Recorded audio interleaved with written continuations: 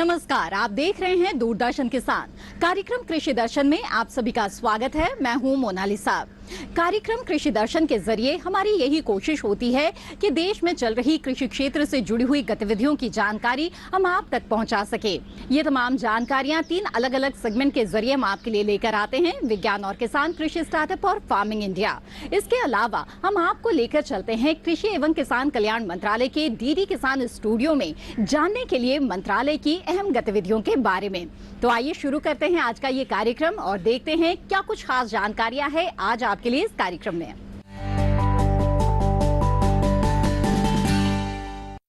दिल्ली स्थित constitution club में IDF world dairy summit पर प्रेस कॉन्फ्रेंस आयोजित की गई।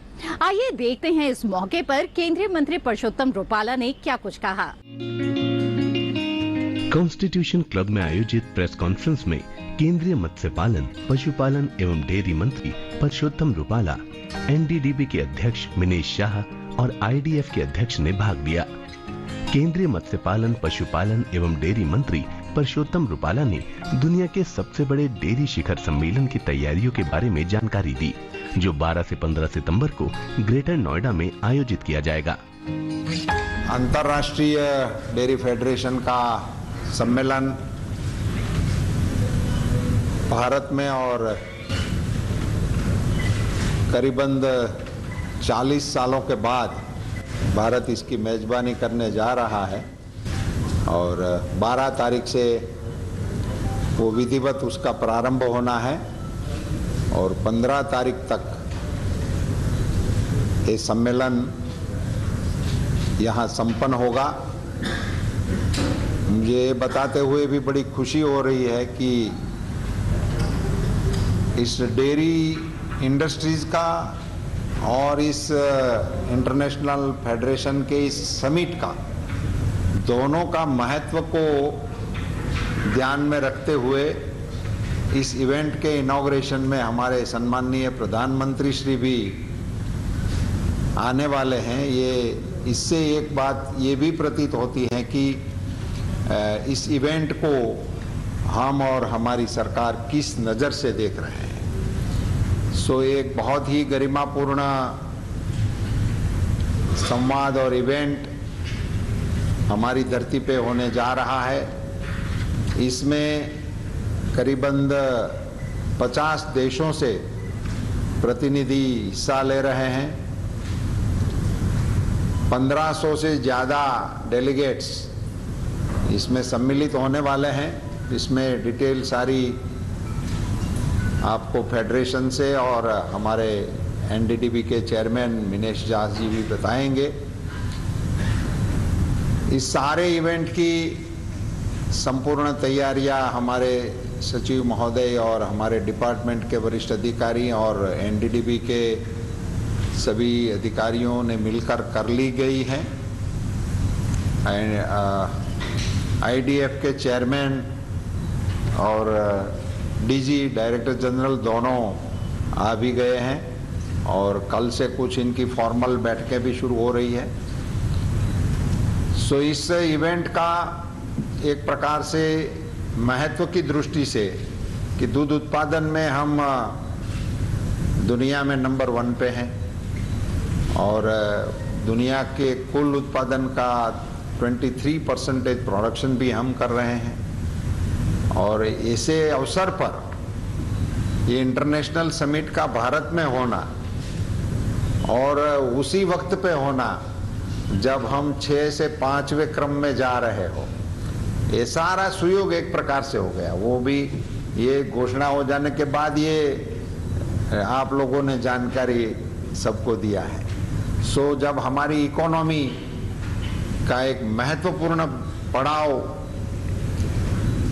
दुनिया की दृष्टि से हमको मिला है, ऐसे अवसर पर एक इंटरनेशनल इवेंट डेयरी का ये भी भारत में हो रहा है और उसकी हम मेजबानी कर रहे हैं। तो इसी में आप सभी का भी स्वागत है और इस इवेंट में हमारी अचीवमेंट्स, हमारी स्कोप्स, इन सारी चीज़ों की डिटेल आप लेकर हमारे पशुपालकों को हमारे छोटे किसानों को और हमारे डेयरी इंडस्ट्रीज के साथ जुड़े हुए लोगों को, हमारे कोऑपरेटिव्स को, इन सबों के लिए एक बहुत बड़ा महत्वपूर्ण ये बनाव, ये घटना, ये एक समिट होने को जा रहा है, जिसके जरिए आपस में अपनी अपनी उपलब्धियों, अपनी अपनी टेक्निक्स, अपने सक्सेस स्टोरीज, उनको साझा करने का, समझने का एक बहुत अच्छा अवसर होने को जा रहा है। आइए अब आपको सीधे लेकर चलते हैं कृषि एवं किसान कल्याण मंत्रालय के डीडी किसान स्टूडियो में और देखते हैं कि अतिरिक्त आयुक्त डॉक्टर संजय कुमार ने मंत्रालय के मास मीडिया विभाग की गतिविधियों को लेकर क्या खास जानकारी दी। कृषि मंत्रालय भारत सरकार अपने विस्तार निदेशालय के माध्यम से विभिन्न जो है मेलों एवं प्रदर्शनियों का आयोजन करता है और अंतर्राष्ट्रीय, राष्ट्रीय और राज्य स्तरीय जो है गोष्ठियों संगोष्ठियों में जो है उसमें सहभागिता प्रदर्शित करता है। अंतर्राष्ट्रीय इसमें मेलों और एग्जीबिशन के लिए जो है भारत सरकार इसमें अनुदान जो है 5 लाख रुपए तक का देती है और राष्ट्रीय स्तर पर 3 लाख रुपए तक का और जो राज्य स्तरीय में 1.5 लाख रुपए तक का जो है संगोष्ठी का और आयोजन करने के लिए प्रावधान रखा हुआ है। उसी प्रकार जो है विस्तार विभाग जो है 5 क्षेत्रीय कृषि मेले का आयोजन करता है, जिसके लिए 15 लाख रुपए का ग्रांट इन एड का प्रावधान है और ये जो है देश के जो है 4-5 हिस्सों में जो है इसको south east, north west, north east, इन सभी क्षेत्रों में जो है स्टेट एग्रीकल्चर इंस्टीट्यूट, केंद्रीय विश्वविद्यालय या ICAR इंस्टीट्यूशन के माध्यम से इसको ऑर्गेनाइज करता है। और हमारा जो है विभाग जो है इंटरनेशनल प्रदर्शनी में जैसे जो है अभी IITF में भी भाग ले रहा है, उसके अलावा जो है विभिन्न कार्यक्रम जैसे दुबई एक्सपो वगैरह में जो है उससे भी भाग लेता है और इसके अलावा जो है विभिन्न जो ऑर्गेनाइजेशंस जो हैं, जो विभिन्न प्राइवेट एजेंसियां हैं जिसको राज्य सरकार के माध्यम से इन मेलों और प्रदर्शनी और गोष्ठियों का उद्देश्य हमारे मंत्रालय के विभिन्न जो स्कीमों जो सरकार द्वारा चलाए जा रहे हैं उसके माध्यम से किसानों को जागृत करना है, जिससे कि वो अधिक से अधिक जो है केंद्र सरकार की योजनाओं का लाभ ले सके और जो है और अपने जो है कृषि के क्षेत्र में और जो जितने भी अलाइड सेक्टर्स हैं उसमें भी जो है उसका फायदा उठा सके जो है।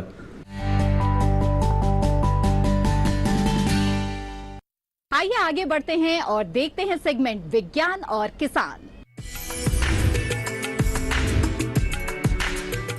अच्छी फसल के लिए अच्छी पौध का मिलना बेहद जरूरी है और इस प्रक्रिया की शुरुआत होती है अच्छी नर्सरी के साथ। जी हां, नर्सरी बनाने के कई तरीके हो सकते हैं, लेकिन ट्रे में नर्सरी बनाकर आपको किस तरह से फायदा हो सकता है, जानते हैं इस रिपोर्ट में।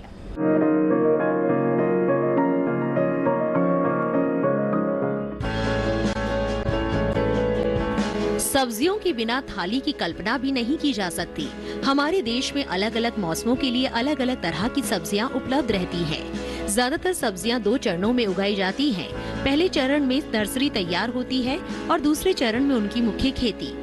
अगर आप ट्रे में नर्सरी तैयार करना चाहते हैं तो टमाटर, बैंगन और बेल वाली सब्जियों के लिए 18 से 20 घन सेंटीमीटर वाली ट्रे की जरूरत होगी, जबकि शिमला मिर्च, फूल गोभी और सलाद वाली सब्जियों के लिए 8 से 10 घन सेंटीमीटर की। इस तरह की प्लास्टिक ट्रे में शंकु के आकार वाले खाने बने होते हैं। शंक्वाकार का मतलब है कि ये खाने ऊपर से चौड़े और नीचे की ओर संकरे होते चले जाते हैं। बीज इन्हीं खानों में बोए जाते हैं। ट्रे में बीज बोने के लिए मिट्टी नहीं बल्कि अलग तरह का पदार्थ चाहिए। इस पदार्थ में 3 हिस्से कोकोपीट, 1 हिस्सा वर्मीकुलाइट और 1 हिस्सा परलाइट का होगा। इस मिश्रण को पानी में भिगोकर खानों में भरे देंगे और हर खाने में 1-1 बीज बोया जाएगा। बुआई के बाद बीज को वर्मीकुलाइट से ढक दिया जाएगा। वर्मीकुलाइट इसलिए क्योंकि इसमें नमी ज्यादा देर तक बनी रहती है। बीजों के अंकुरण के समय तापमान अनुकूल हो तो ट्रे को बाहर भी रख सकते हैं, वरना अंदर रखना ही बेहतर रहता है। गर्मियों के समय दिन में 2 बार और सर्दियों में 1 बार सिंचाई करनी होगी। बुआई के 1 हफ्ते बाद पानी के साथ नाइट्रोजन, पोटाश और फास्फोरस मिलाकर छिड़काव किया जाएगा। इस तरह उगाए पौधे 22 से 25 दिनों में तैयार हो जाते हैं, जबकि आम विधि में ये 1 माह का वक्त लेती है। ट्रे के पौधे मुख्य खेत में रुपाई के बाद जल्दी पनपते हैं और बेहतर पैदावार देते हैं। आमतौर पर रुपाई सुबह या शाम के समय करें, ज्यादा गर्मी हो तो शाम का वक्त ही चुने। ट्रे में पौध तैयार करने के कई फायदे हैं। एक तो इसमें बेमौसमी पौध भी आसानी से तैयार हो जाती है। दूसरे, मिट्टी जनित बीमारियों का खतरा नहीं रहता। तीसरे, कम जगह में ज्यादा पौध तैयार हो जाती है। और चौथे, पौध को ट्रे सहित कहीं भी लाना ले जाना आसान होता है। इसके अलावा पौधों की बढ़वार एक समान होती है और जड़ें नहीं टूटती। जड़ें न टूटने की वजह से ही फसल जल्द तैयार हो जाती है। ट्रे में संकर किस्मों के बीज की बर्बादी कम होती है और सभी पौधे विषाणु से मुक्त होते हैं। ट्रे में पौध तैयार करेंगे तो उसे बेचना भी आसान होगा और नर्सरी का व्यवसाय करना भी। आधुनिक तरीकों ने खेती को नई ऊंचाइयों तक पहुंचाया है। आज अगर हमारा देश रिकॉर्ड तोड़ उत्पादन ले पा रहा है तो उसमें नई तकनीक का बड़ा योगदान है। ट्रे विधि से नर्सरी तैयार करना भी आधुनिक तकनीक है, जो किसानों का काम न सिर्फ आसान बना सकती है बल्कि ज्यादा लाभकारी भी। इसी के साथ कार्यक्रम कृषि दर्शन में वक्त हो गया है एक छोटे से ब्रेक का। ब्रेक के बाद मिलवाएंगे आपको एक सफल किसान से अगले सेगमेंट कृषि स्टार्टअप में। आप बने रहें दूरदर्शन किसान पर।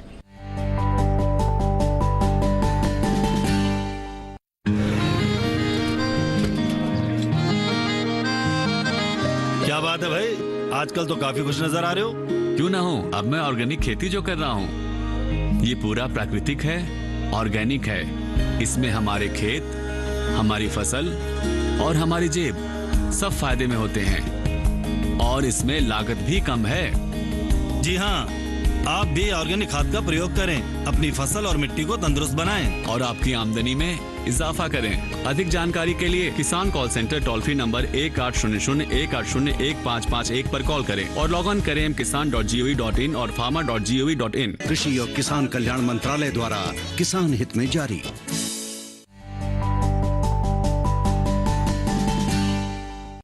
ब्रेक के बाद आप सभी का फिर से स्वागत है। आप देख रहे हैं कार्यक्रम कृषि दर्शन। आइए आगे बढ़ते हैं और देखते हैं अगला सेगमेंट कृषि स्टार्टअप। हरित क्रांति के बाद से ही देश में अंधाधुंध रसायनों का इस्तेमाल खेती में होने लगा है, जिससे कई तरह के दुष्परिणाम सामने आने लगे हैं। ऐसे में अब किसान वापस पारंपरिक खेती की ओर लौट रहे हैं और ऐसे में प्राकृतिक खेती को अपनाने लगे हैं। आज हम आपको मिलवाने जा रहे हैं एक ऐसे ही प्रगतिशील किसान से, शैलेंद्र कुमार से, जिन्होंने प्राकृतिक खेती को अपनाया है और किस तरह उन्होंने इसमें सफलता हासिल की है और दूसरों के लिए प्रेरणा स्रोत बन गए हैं। जानते हैं इन्हीं से मिलकर। प्राकृतिक खेती को जीरो बजट फार्मिंग भी कहते हैं, जिससे किसान कम लागत में अच्छी आमदनी कमा सकते हैं। प्राकृतिक खेती की खासियत ये है कि ये देसी गाय पर आधारित कृषि पद्धति है। इस पद्धति में रसायनों का इस्तेमाल नहीं होता है। खेती में इस पद्धति को अपनाना किसानों के लिए जरूरत बन गई है। प्राकृतिक खेती के कई फायदे हैं। इसके लिए गहरी जुताई की जरूरत नहीं होती। इसमें सिंचाई पौधों से कुछ दूरी पर की जाती है, जिसमें सिर्फ 10% ही पानी लगता है। दूर से पानी देने के कारण जड़ों की लंबाई बढ़ती है, जिससे तनों की मोटाई और पौधों की लंबाई में भी इजाफा होता है। प्राकृतिक खेती में देसी बीजों की काफी अहम भूमिका होती है। देसी बीज पोषक तत्व कम लेते हैं और पैदावार ज्यादा देते हैं। आज बात करते हैं ऐसे ही एक सफल किसान शैलेंद्र सिंह की, जो गांव उपलाना हरियाणा के रहने वाले हैं, जिन्होंने प्राकृतिक खेती से होने वाले इन्हीं फायदों को जानकर इसे पूरी तरह से अपना लिया है। शैलेंद्र सिंह वर्ष 2013 से प्राकृतिक खेती कर रहे हैं। इन्होंने अपने खेत में मुख्य फसल के रूप में धान, गेहूं, चना, सरसों और अलसी लगा रखी है, जिसे वे पूरी तरह से प्राकृतिक तरीके से उपजा रहे हैं और प्राप्त उपज को बाजार में बेच मुनाफा भी कमा रहे हैं।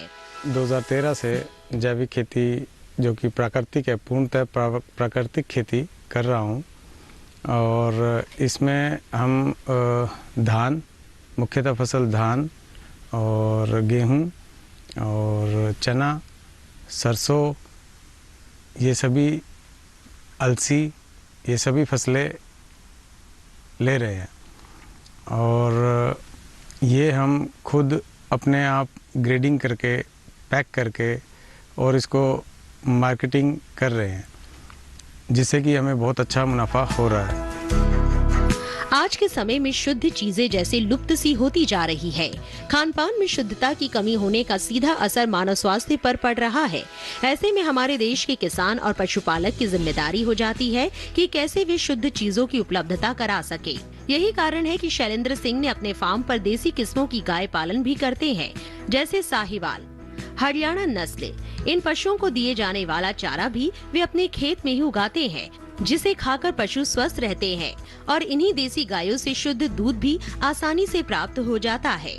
इसके अलावा प्राप्त दूध की प्रोसेसिंग कर वे शुद्ध घी भी बनाते हैं। शुद्धता की बात करें तो आजकल जो कि मिलावटी इतना मिल रहा है और ऊपर से शुद्ध भी नहीं मिल रहा है, और HF का दूध भी मिल रहा है जो कि शुद्ध नहीं होता है।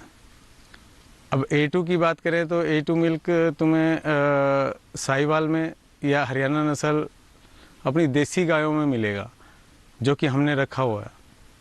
हम चारा जो सा है खुद उगाते हैं, आटा हमारा है, सरसों का खल हमारा है, चने की चूरी हमारी है, और जो सा मूंग है, मूंग का जो चूरा बचता है वो भी हमारा है। तो हम ये सभी चीज़ अपनी गायों को देते हैं, जिससे कि शुद्ध ऑर्गेनिक दूध हमें उपलब्ध हो जाता है। वो फ़िलहाल हम खुद अपने लिए कर रहे हैं, पर उसको प्रोसेस करके 3500 रुपये तक का हमारा घी निकल जाता है, जो कि 101% शुद्ध प्राकृतिक घी है। शैलेंद्र सिंह अपने जिले के कृषि विज्ञान केंद्र जाते रहते हैं ताकि उन्हें प्राकृतिक खेती से जुड़ी नई जानकारियां प्राप्त होती रहे। ये हमारे कृषि विज्ञान केंद्र के साथ रेगुलरली जुड़े हुए हैं। इन्होंने हमारे कृषि विज्ञान केंद्र से बहुत सारी सी ट्रेनिंग भी ली है, जैसे डेयरी पशुपालन की ट्रेनिंग, केचुआ उत्पादन की ट्रेनिंग और विभिन्न प्रकार की। और हम इनको तकनीकी उत्पाद देते रहते हैं समय समय पर। जैसे अब की बार हमने इनके यहाँ पर जो हमारी पहली पंक्ति प्रदर्शनी होती है चने में वो और सरसों में, वो हमने यहाँ पे उपलब्ध कराई है। ये बहुत ही प्रगतिशील किसान हैं और ये प्राकृतिक खेती बहुत अच्छी तरीके से कर रहे हैं। शैलेंद्र सिंह का मानना है कि रासायनिक खेती में खर्च ज्यादा आता है, जबकि प्राकृतिक खेती में बाजार से खरीद कर कुछ भी नहीं डालना पड़ता, जिससे किसान को अधिक फायदा होता है। शैलेंद्र सिंह के पास एक दुकान भी है। खेत से प्राप्त उपज की प्रोसेसिंग कर वे उत्पादों को किसानों और बाजार में उपलब्ध कराते हैं। हमने जैसे कि पानीपत एक स्टोर किया है, एक हमारा असंत स्टोर है और एक करनाल है आर सेक्टर में। तो हम सभी किसानों को आमंत्रित करते हैं जो कि प्राकृतिक या जैविक किसान हैं कि वहाँ पे आएँ, अपना माल लाएं और वहाँ पे बिना किसी कॉस्ट को पे करे वहाँ पे अपना माल बेचें, जिससे कि उनको मुनाफा हो। अगर वो सभी किसान किसी भी दुकानदार के पास जाते हैं या किसी कोई बल्क बायर है उसके पास जाते हैं तो उनको एक्स्ट्रा कुछ देना पड़ता है। वो कम से कम 40% वो मांग खड़े होते हैं। अब 40% मांग जब खड़े हो जाते हैं तो उनको रेट बढ़ाना पड़ता है। रेट बढ़ाना पड़ता है तो उनका माल नहीं बिकता है। तो एक बहुत मुख्य समस्या है, जिसको देखते हुए हमने फ्री ऑफ कॉस्ट सभी किसानों को आमंत्रित कर दिया है। वहाँ पे टेबलें होंगी, वहाँ पे दोपहर का अपने चाय नाश्ता जो वो भी हम उनको प्रोवाइड कर रहे हैं, ताकि वो अपना माल बेचें और अच्छी कीमत उनको मिल जाए। प्राकृतिक खेती से उपजी फसलें मौसम की विषमताओं को काफी हद तक सहन कर लेती है, जिससे किसान आर्थिक नुकसान से बचे रहे हैं। खेती के लिए खाद और कीटनाशक की जरूरत होती है। प्राकृतिक खेती में ये दोनों चीजें प्राकृतिक तरीके से ही बनाई जाती है, वो भी घर पर मौजूद सामग्री से, यानी बाजार से कुछ भी खरीदने की जरूरत नहीं पड़ती है। ऐसे में कहा जा सकता है कि प्राकृतिक खेती लघु और सीमांत किसानों के लिए किसी वरदान से कम नहीं है। इसी के साथ कार्यक्रम कृषि दर्शन में वक्त है एक और छोटे से ब्रेक का। ब्रेक के बाद देखेंगे अगला सेगमेंट फार्मिंग इंडिया। आप बने रहें दूरदर्शन किसान पर।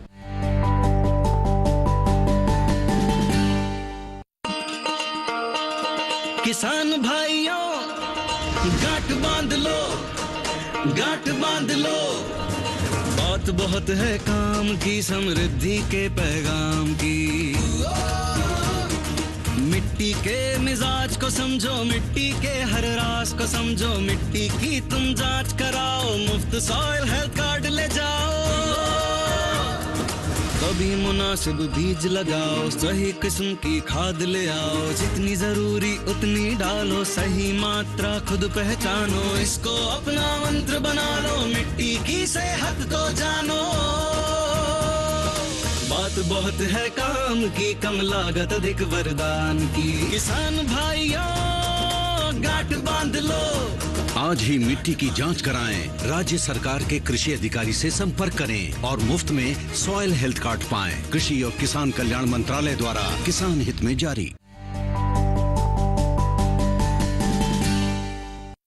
ब्रेक के बाद आप सभी का फिर से स्वागत है। आप देख रहे हैं कार्यक्रम कृषि दर्शन। आइए आगे बढ़ते हैं और देखते हैं सेगमेंट फार्मिंग इंडिया। हमारे देश के किसानों को और पशुपालकों को आत्मनिर्भर बनाने के लिए और उनकी आर्थिक प्रगति के लिए कई तरह की योजनाएं चलाई जा रही हैं। आज हम आपको बताने जा रहे हैं कि किस तरह से डेयरी उद्योग से जुड़े हुए पशुपालकों के लिए डेयरी उद्यमिता विकास योजना चलाई जा रही है और किस तरह से पशुपालक इस योजना का लाभ ले रहे हैं। तो आइए देखते हैं ये रिपोर्ट। डेयरी उद्यमिता विकास योजना भारत में डेयरी क्षेत्र की प्रगतिशील दर को बढ़ाने और नए उद्यमियों को हमारे देश की अर्थव्यवस्था में प्रभावी योगदान देने के लिए प्रोत्साहित करने के लिए शुरू की गई है। इस योजना की शुरुआत 1 सितंबर 2010 में हुई थी। डेयरी उद्यमिता विकास योजना का मुख्य उद्देश्य स्वच्छ दुग्ध उत्पादन के लिए नए आधुनिक डेयरी फार्मों की स्थापना को बढ़ावा देना है। इसके अलावा बछड़ा पालन को प्रोत्साहित करना, व्यावसायिक पैमाने पर दूध को संभालने के लिए गुणवत्ता और पारंपरिक तकनीक में सुधार करना, असंगठित क्षेत्र में संरचनात्मक परिवर्तन लाने के लिए ताकि प्रारंभिक स्तर पर दूध को प्रोसेस किया जा सके और स्वरोजगार उत्पन्न करना, और मुख्य रूप से असंगठित क्षेत्र के लिए बुनियादी ढांचा प्रदान करने जैसे अन्य उद्देश्यों की पूर्ति के लिए इस योजना को सरकार द्वारा लागू किया गया है। डेयरी उद्यमिता विकास योजना राष्ट्रीय कृषि और ग्रामीण विकास बैंक नाबार्ड द्वारा कार्यान्वित की जाने वाली एक योजना है। ये योजना डेयरी क्षेत्र में संरचनात्मक परिवर्तन लाने के लिए छोटे डेयरी फार्म और अन्य सहायक की स्थापना के लिए सहायता का विस्तार करती है। इस योजना के मुताबिक डेयरी लगाने में आने वाले खर्च का 25% कैपिटल सब्सिडी मिलती है। ये सब्सिडी अधिकतम 10 दुधारू पशुओं के लिए ही दी जाती है। इसके अलावा इस योजना के तहत दुग्ध उत्पाद बनाने की यूनिट शुरू करने के लिए सब्सिडी दी जाती है। योजना के तहत दुग्ध उत्पाद की प्रोसेसिंग के लिए उपकरण खरीदे जाते हैं। अगर पशुपालन में उपयोग की जाने वाली किसी मशीन को खरीदने में 13.20 लाख रुपए की लागत आती है तो इस पर 25% की कैपिटल सब्सिडी मिल सकती है। इस योजना के तहत दूध और दूध से बने उत्पाद के संरक्षण के लिए कोल्ड स्टोरेज यूनिट भी शुरू की जा सकती है। इसकी लागत पर भी सरकार आपको सब्सिडी प्रदान करती है। किसान, उद्यमी, कंपनियां, गैर सरकारी संगठन, स्वयं सहायता समूह, डेयरी सरकारी समितियां आदि डेयरी उद्यमिता विकास योजना के तहत लाभ उठा सकते हैं। उद्यमियों को परियोजना की मंजूरी के लिए बैंकों में आवेदन कर इस योजना का लाभ उठा सकते हैं। कार्यक्रम कृषि दर्शन के जरिए आज हम जो जानकारियां आपके लिए लेकर आए हैं, हमें उम्मीद है कि इससे आपको जरूर लाभ होगा। आप इस कार्यक्रम को दूरदर्शन किसान के YouTube चैनल पर भी देख सकते हैं। इसके लिए टीवी स्क्रीन पर दिखाए जा रहे QR कोड को स्कैन करें। कार्यक्रम से संबंधित अपने सुझाव आप हमें भेज सकते हैं। हमारा ईमेल आईडी है krishidarshandk@gmail.com। आप हमें पत्र भी लिख सकते हैं। हमारा पता है कृषि दर्शन, कमरा नंबर 58, CPC, दूरदर्शन, खेलगांव, नई दिल्ली 110049। इसी के साथ कृषि दर्शन की आज की कड़ी में बस इतना ही। फिर हाजिर होंगे लेकर कुछ और महत्वपूर्ण जानकारियां। तब तक के लिए दीजिए इजाजत। आप बने रहें दूरदर्शन किसान पर। नमस्कार।